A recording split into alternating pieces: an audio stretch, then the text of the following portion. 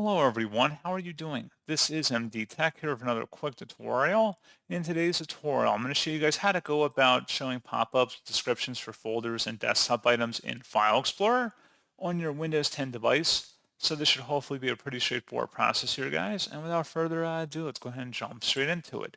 So all you have to do is open up the search menu, type in Control Panel. Best result, check back with Control Panel. Go ahead and open that up.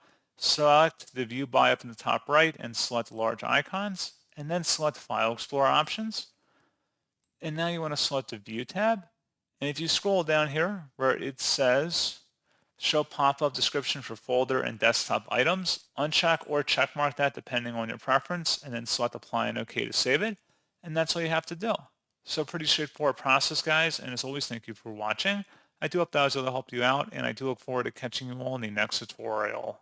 Goodbye.